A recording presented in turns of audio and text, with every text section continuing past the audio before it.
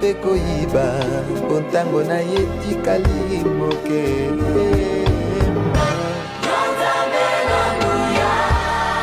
Ozalisi ya likolo na se mokili esima. Amen, amen. Et nous acclamons le Seigneur.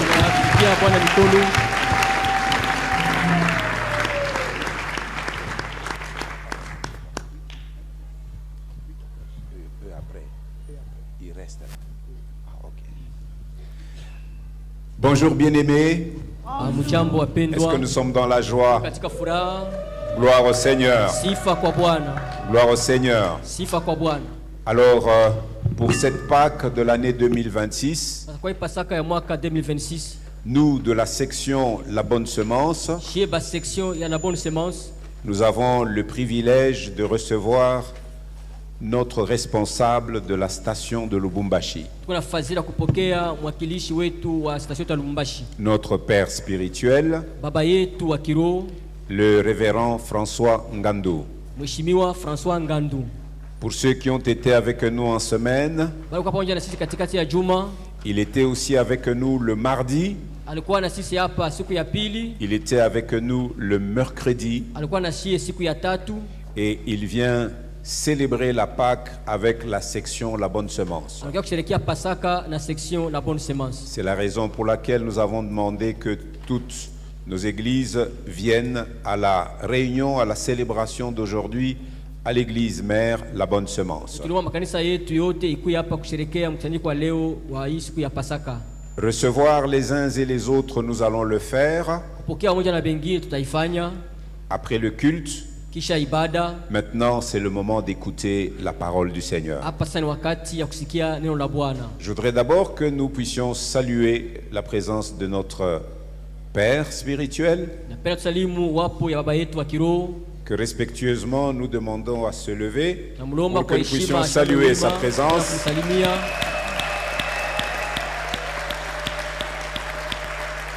Et sans plus tarder, je l'invite, Papa, à monter pour la parole du Seigneur.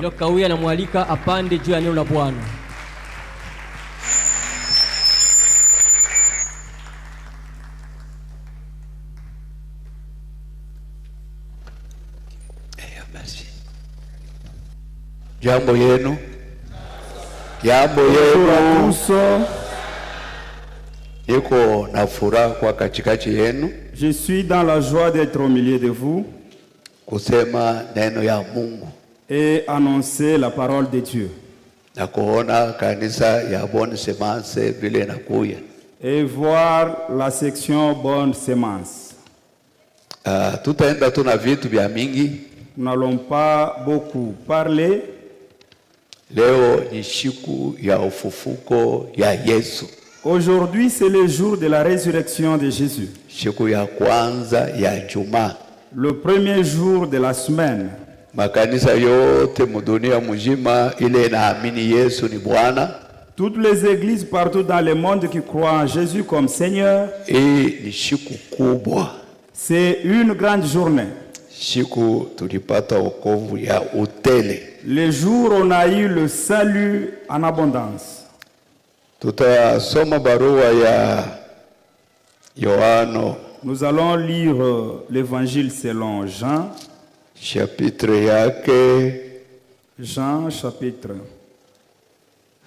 Yohano habari njema chapitre 20. Nous sommes dans l'évangile selon Jean chapitre 20. Verset 11.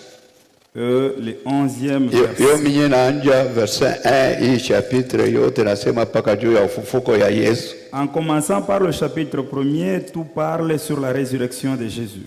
Kwa kwenda haraka. Pour aller vite. Tutaanza mu verset 11. Nous allons commencer au verset 11. Inasema hivi. Il dit ceci. Lakini Maria alisimama nje karibu na kaburi akilia. Cependant Marie se tenait dehors près du sépulcre et pleurait. Basi angali analia. Comme elle pleurait, malaika wawili wenye mavazi meupe. Elle vit deux anges vêtus de blanc. wameketi mmoja kwa kichwa na mmoja kwa miguu, assis à la place où avaient été couchés les corps de Jésus, pali alipowekwa mwili wa Yesu. l'un à la tête, l'autre aux pieds. Na wakamwambia, mwanamke, unalia nini? Ils lui dirent, femme, pourquoi pleures-tu? Akawaambia, kwa sababu wameondoa Bwana yangu, Elle leur répondit, parce que ils ont enlevé mon wala Seigneur. sijue pali walipomuweka. Et je ne sais où ils l'ont mis. Na wakati alipokwisha kusema maneno haya, En disant cela, akageuka nyuma, akaona Yesu akishimama, et se tournant, elle vit Jésus debout. na akujua kama kuwa alikuwa Yesu. Mais elle ne savait pas que c'était Jésus. Yesu akamwambia, Jésus lui dit, mwanamke, unalia nini? femme, pourquoi pleures-tu? Unatafuta nini? Qui cherches-tu? Yeye akizania ya kama alikuwa mlinzi wa shamba. Elle pensa que c'était le jardinier. Akamwambia, Bwana, kama umechukua, uniambie pahali ulipomuweka, nami nitamuondoa. Lui dit, Seigneur, si c'est toi qui l'as emporté, dis-moi là où tu l'as mis et je le reprendrai. Yesu akamwambia Maria, yeye akageuka akasema naye Mkiebrania Laboni. Jésus lui dit, Marie. Elle se tourna et lui dit en hébreu, Rabouni, maana yake mwalimu, c'est-à-dire maître. Yesu akamwambia, ushiniguze, Jésus lui dit sur elle, kwa sababu shiapanda kwa Baba yangu.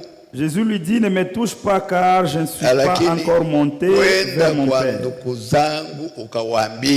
Mais va vers mes frères et dis-leur ninapanda kwa Baba yangu na Baba yaenu, que je monte vers mon Père et votre Père, na kwa Mungu wangu na Mungu wenu, vers mon Dieu et vers votre Dieu. Maria Magdalena akakwenda, Marie de Magdala alla annoncer akapasha wanafunzi habari ya kwamba ameona Bwana na ya kwamba amemwambia maneno haya. Marie de Magdala alla annoncer aux disciples qu'elle avait vu le Seigneur et qui lui avait dit ces choses.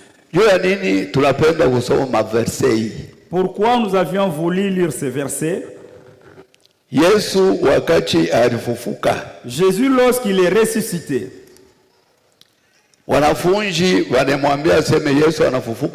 les disciples lui ont dit que Jésus est ressuscité.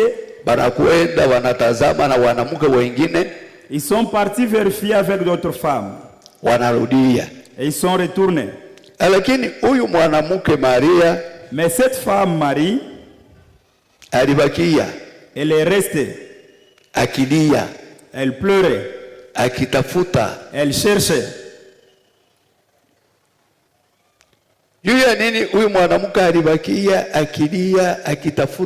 Pourquoi cette femme est restée pleurer, cherchant? Neno ya kwanza, huyu mwanamke Yesu alimtosha mademona 7. Premièrement, cette femme a été délivrée par Jésus. Elle avait 7 démons. Et si nous lisons Jean 14, on ne va pas lire. Et Jésus, lorsqu'il était appelé par Simon à Béthanie,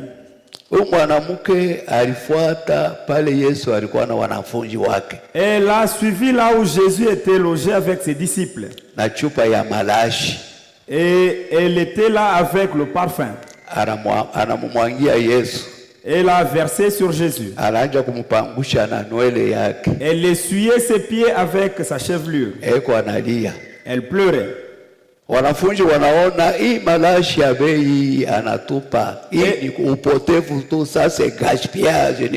disciples ont dit que c'est du gaspillage.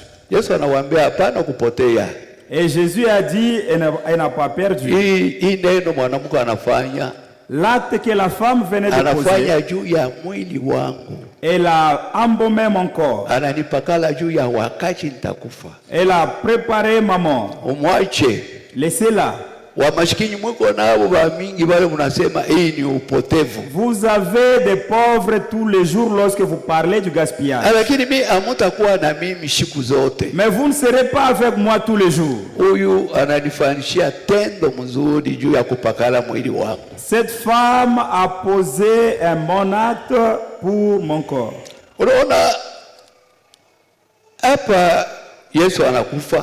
Là, Jésus est mort. L'amour que la femme a manifesté pour Jésus depuis le début, et elle a continué à aimer Jésus lorsqu'il était mort. Jésus n'était pas seulement accompagné par cette femme. Lorsqu'il est resté avec 11 disciples et Judas n'était pas là. Il y avait 3 apôtres dont Jésus aimait se promener avec. Il y avait Pierre, il y avait Jean et Jacques. Et si nous lisons bien la Bible, un jour Jésus prenait 3 apôtres et il est parti prier avec eux à la montagne. Lorsqu'il fut transpiré, là où il priait, et ils ont vu Moïse, ils ont vu Élie. Et Jésus était au milieu. Et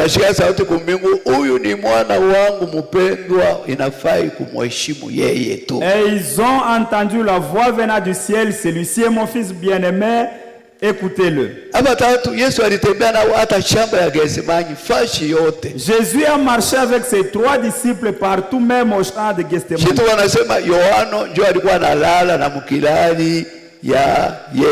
Et Jean pouvait se pencher sur la poitrine de Jésus.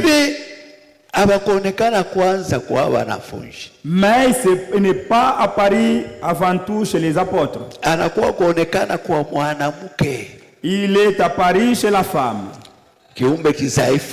Un être faible.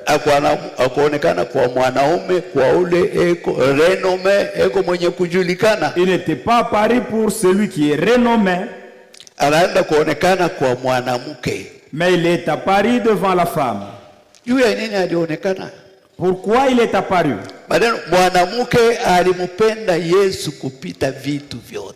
Cela veut dire que cette femme a aimé Jésus dépassant toutes choses. Jésus ne regarde pas l'apparence ni les titres. Jésus regarde le cœur. Tel que nous sommes, Jésus voit nos cœurs. Lui ne voit pas les titres qu'il est révérend de Lumbashi, non. Il voit comment est-ce que vous êtes venus et qui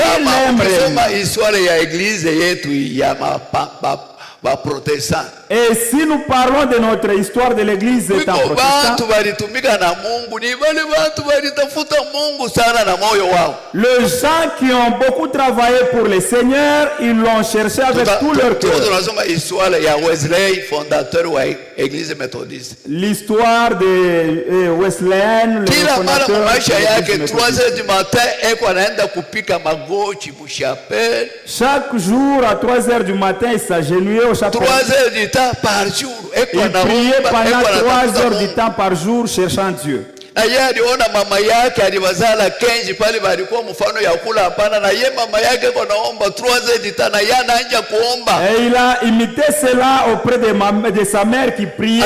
Maana siku moja alikuwa anaomba anafanana na Yesu. Un jour il priait, il ressemblait à Jésus. Kama ukiona kwa Amerika hakuna kanisa munene sa Methodiste na kwa Angleterre. Aux États-Unis et en Angleterre, il n'y a pas une grande communauté comme l'église méthodiste. Finet. Et il y avait Finet. alikuwa américain avocat qui était américain avocat pour les baptistes.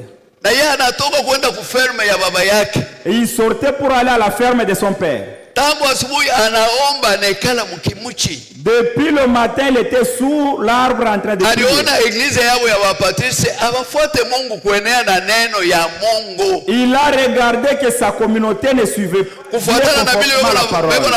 Kufuatana na neno vinaachana. Ce qu'il faisait, c'est différent de la parole. Na yeye anaenda kuomba et il est parti prier dans la ferme de son père. Et il était conducteur, il conduisait des chorales. Lorsqu'il est entré dans la salle de réunion, il était rempli de il était baptisé en esprit par celui qui a porté le réveil en Amérique, c'est lui. Il priait beaucoup. Il cherchait beaucoup Dieu. Dieu ne regarde pas l'apparence.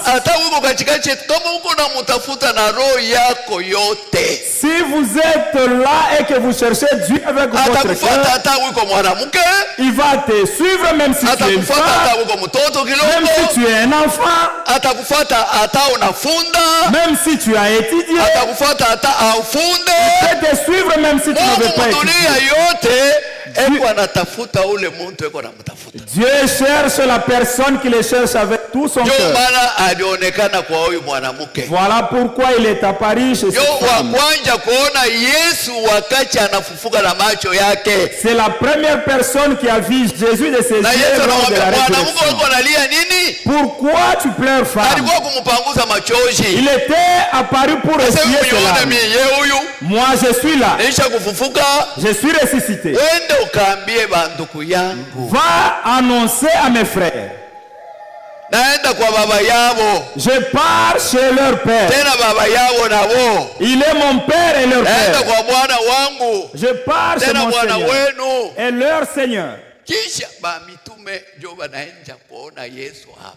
Et les apôtres ont vu Jésus après. Ce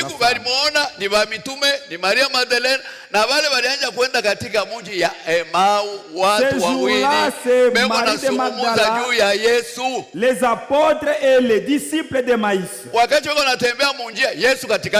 Pendant qu'ils faisaient route, Jésus était au milieu d'eux. Et pendant qu'ils parlaient, Jésus était déjà ressuscité. Et il a posé la question, vous parlez sur qui? Jésus, le grand prophète qu'on a tué. En entrant dans la maison, ils ont préparé le repas, ils ont vu Jésus. Pourquoi aussi ils ont vu Jésus? Ils parlaient au sujet de Jésus. Jésus ne peut pas apparaître chez les gens qui marchent charnellement. Il ne peut pas apparaître là où il y a le commérage. Jésus ne peut pas apparaître là où il y a la haine. Jésus apparaît pour celui qui place son cœur et sa confiance en lui. Il est apparu à la personne qui était négligée. Parce que Marie veut aimer Jésus de son vivant. Et son amour n'était pas vain. Et il a pris le parfum qui coûtait cher.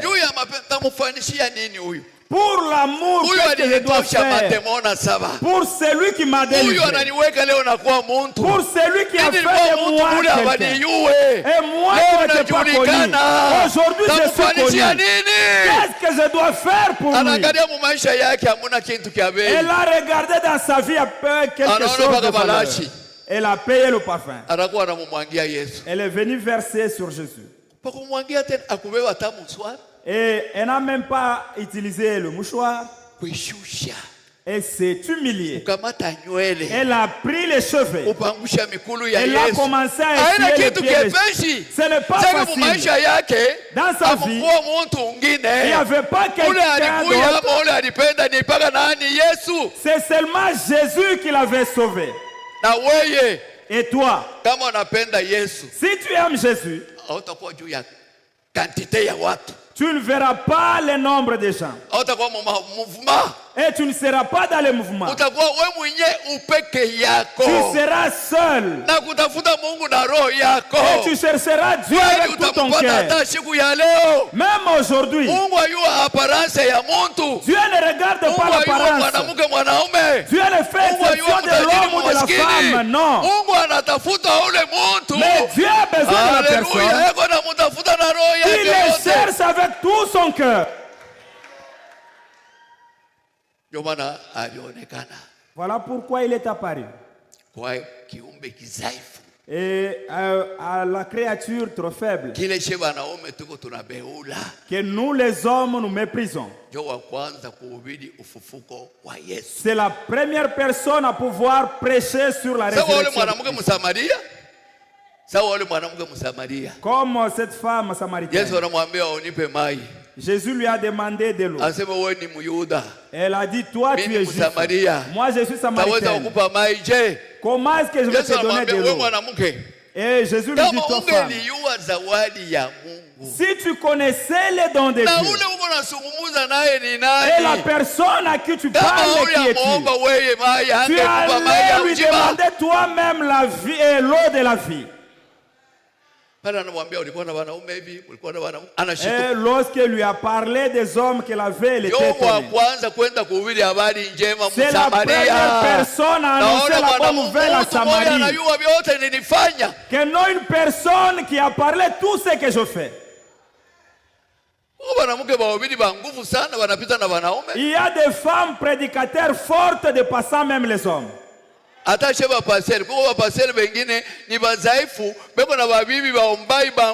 Même nous les pasteurs, il y a des femmes qui sont très fortes de passage.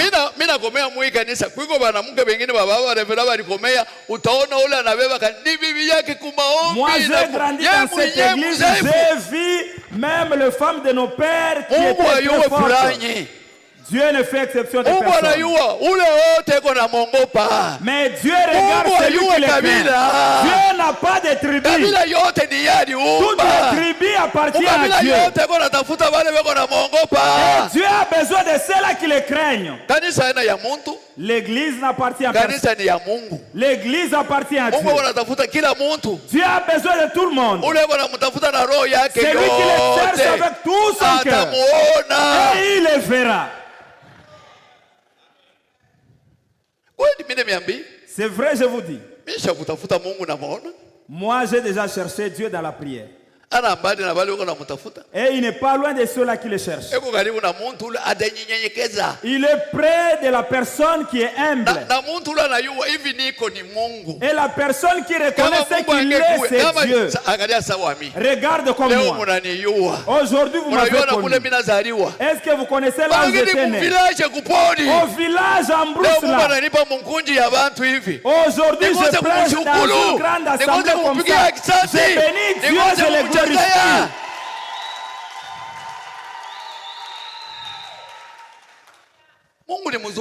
Dieu est bon.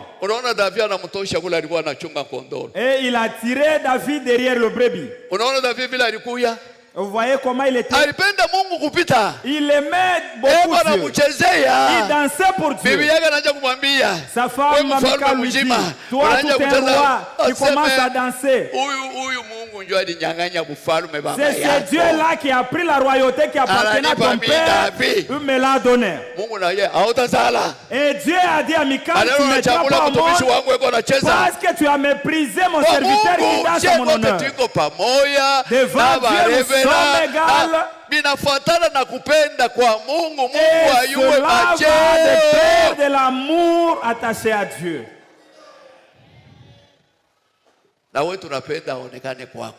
Et je voudrais qu'il apparaisse chez toi aussi. Qu'il apparaisse chez toi.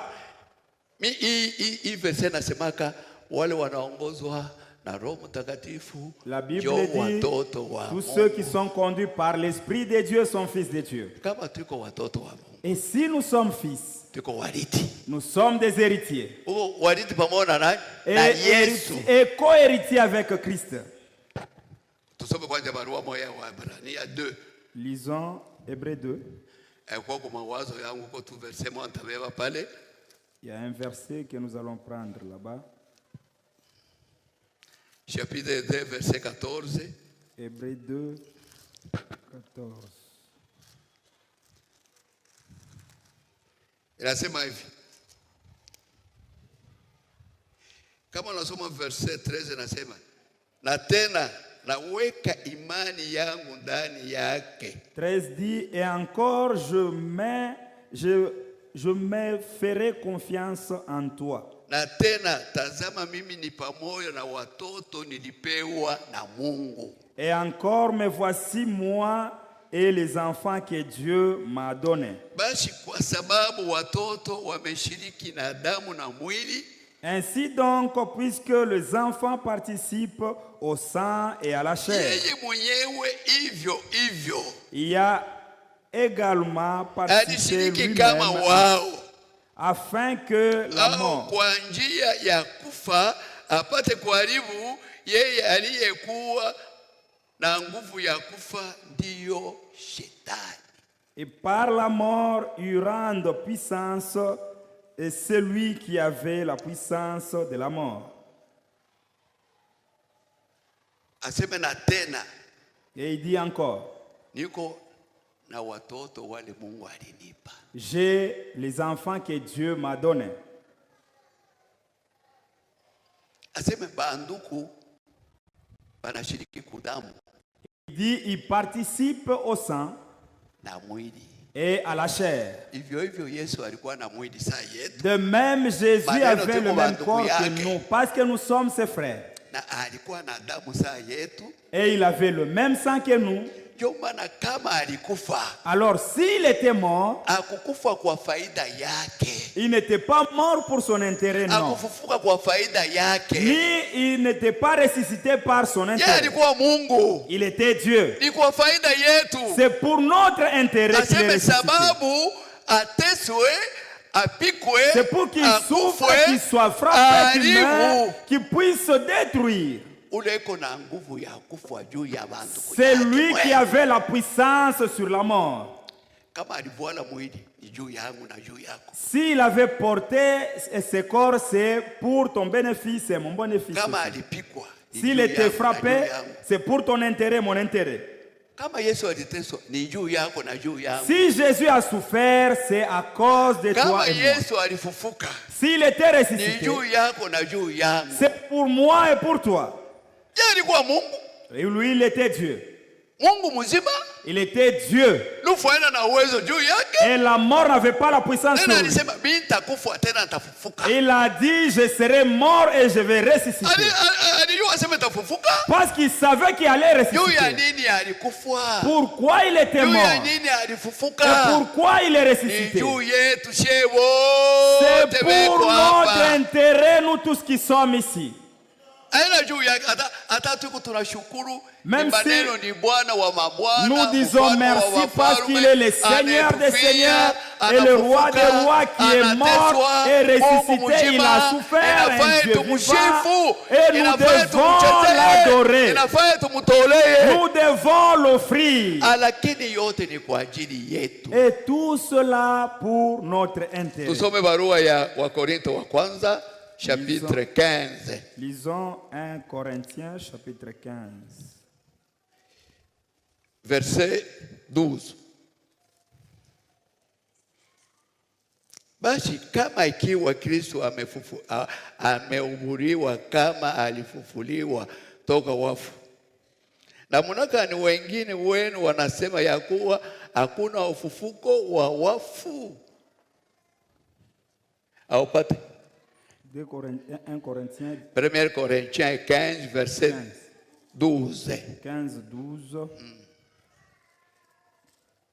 Nous lisons 15, 12. Or, si l'on prêche que Christ est ressuscité des morts, pourquoi quelques-uns parmi vous disent-ils qu'il n'y a point de résurrection des morts?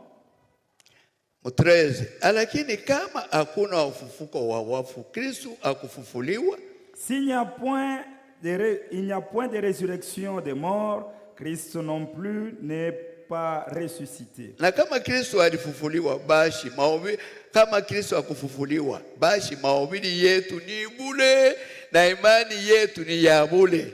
Et si Christ n'est pas ressuscité, notre prédication est donc vaine et votre foi aussi est vaine. Na ndivyo sisi tumeonekana kuwa washuhuda waongo wa Mungu kwa sababu iliushuhudia Mungu ya kwamba alifufua Kristo lakini hakumfufua. Il se trouve de même que nous sommes des faux témoins à l'égard de notre Dieu, puisque nous avons témoigné que contre Dieu qui l'a ressuscité. Kama Kristo alikufa na kufufuliwa ni kwa ajili yetu. Si Christ est mort et ressuscité, c'est à cause de nous.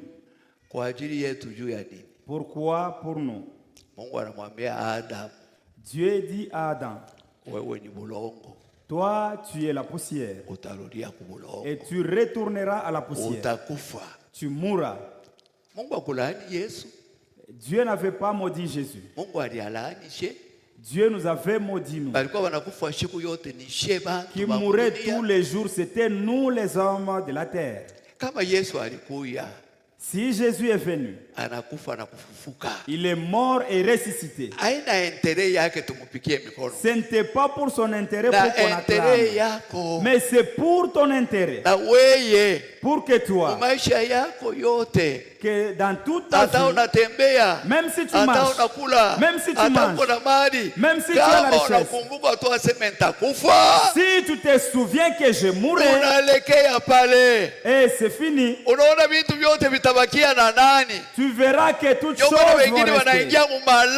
Voilà pourquoi il y a les autres qui tendent dans le fétiche, ils appartiennent au diable parce qu'ils ont peur de la mort. Alors si Christ était ressuscité, alors s'il n'était pas ressuscité, notre prédication est vaine. Et là, nous serons sans intelligence partout dans le monde. Parce que nous prêchons les choses qui ont de la valeur. Le mensonge. Mais si nous prêchons Christ qui est mort et ressuscité, c'est pour notre intérêt. C'est pour ton intérêt. Nous sommes 20, pas qu'elle mon verset chapitre 15 verset 20. 15-20. Lakini sasa ka Kristo amefufuliwa toka wafu.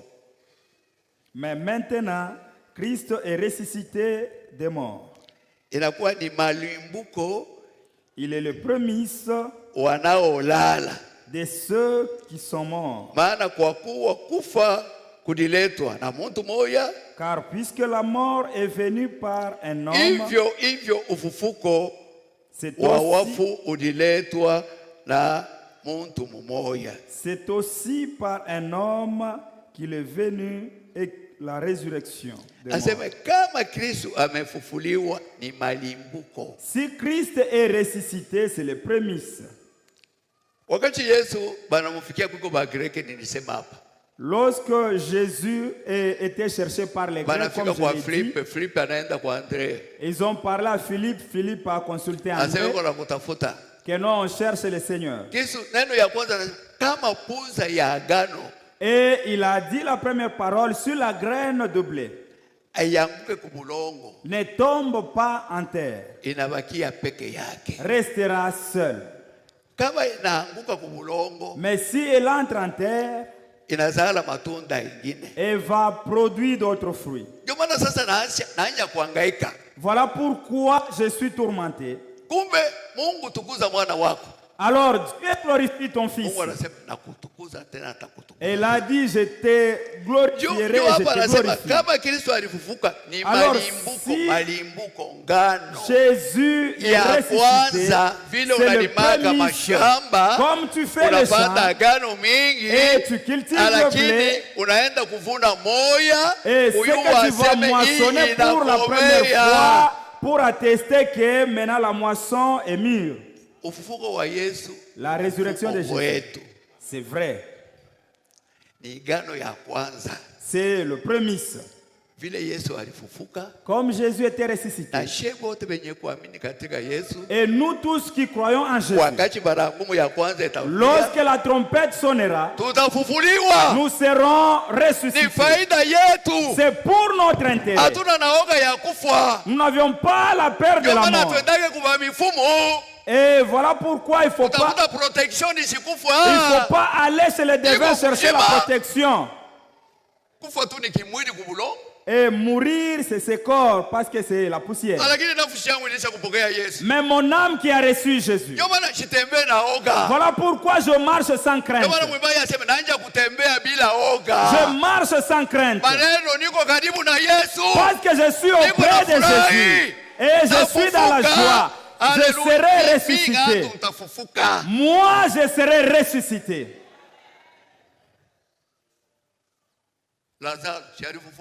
Lazare était ressuscité, non? Il avait ressuscité. Et il a dit aux disciples que Lazare dort. Oh, il sent déjà. Devant Jésus, il n'y a pas l'odeur. Même s'il y a les os. Même si on peut changer de tombe. Même si nous mourrons dans la mer ou dans le feu.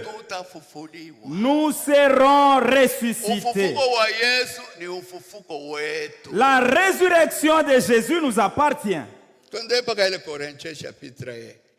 15, le verset 35. Verset 35.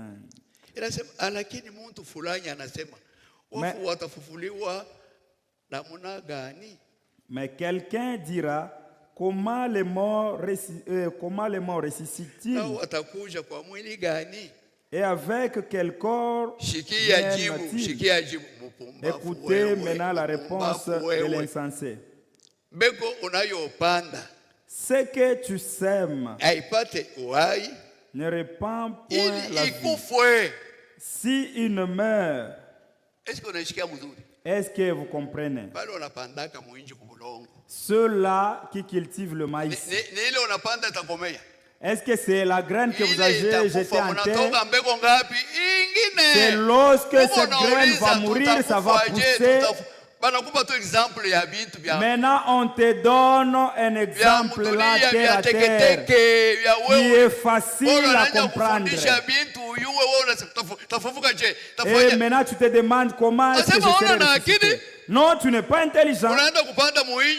Et lorsque tu sèmes le maïs, et ça va pousser, il y aura les plis de maïs, il y aura des feuilles. Qui le fait? C'est lui qui les fait pousser, c'est celui-là qui va te ressusciter. Il ne faut pas souffrir.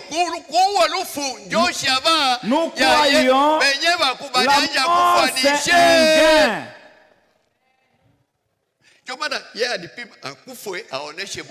Lui était mort pour nous montrer le modèle.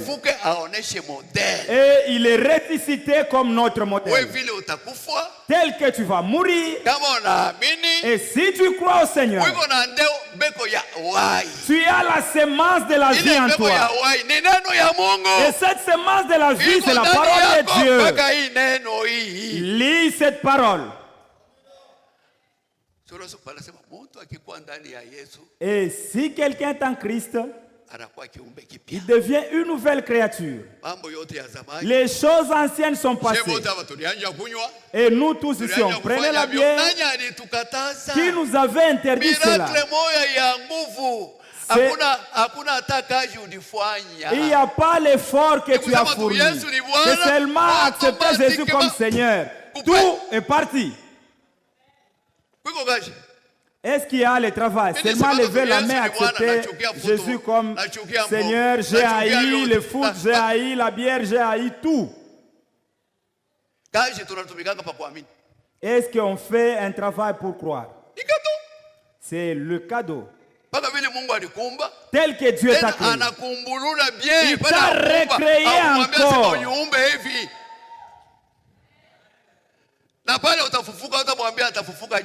Et lorsque tu seras ressuscité, il ne faut pas te demander comment est-ce que...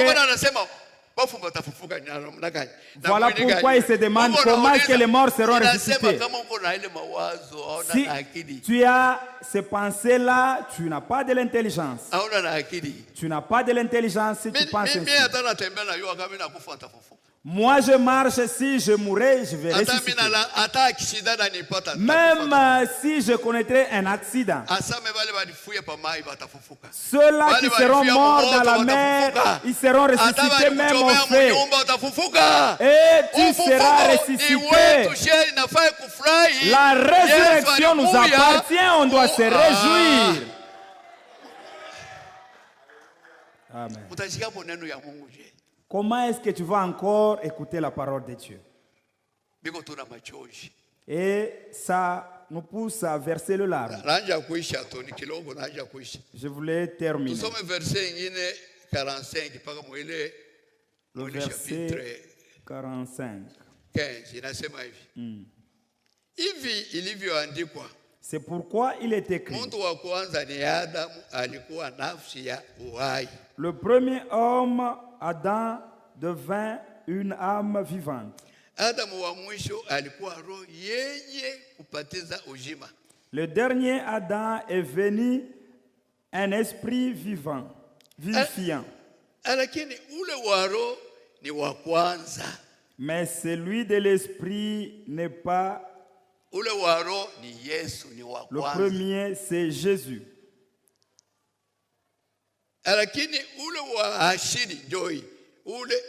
Mais celui qui est naturel,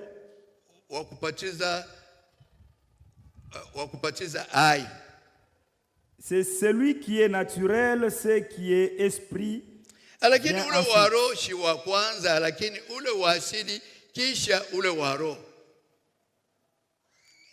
Muntu wa kwanza alitoka katika dunia mwenye udongo, muntu wa pili ni Bwana alitoka mbingu. Le premier homme tiré de la terre est terrestre et le second homme est venu du ciel. Kama ilivyo yeye wa udongo, hivyo wao walio wa udongo, na kama alivyokuwa yeye wa mbinguni, hivyo wao walio wa mbinguni.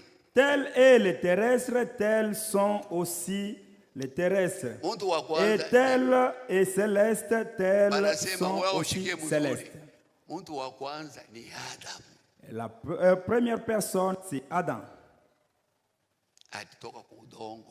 qui est venu ou tiré de la terre. Et le second, c'est Jésus. Il est spirituel. Il est venu du ciel.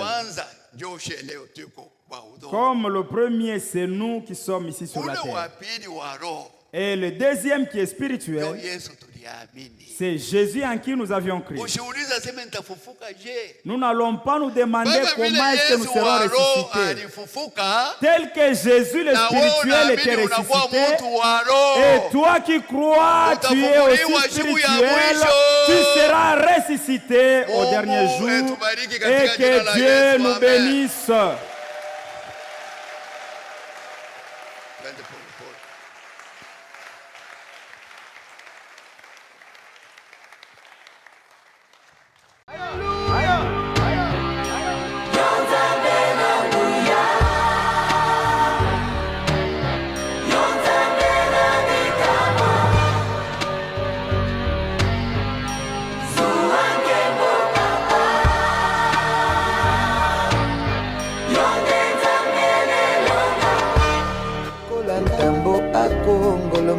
Solo alingi nekoboma opanza pe koyiba bontango na yetikali moke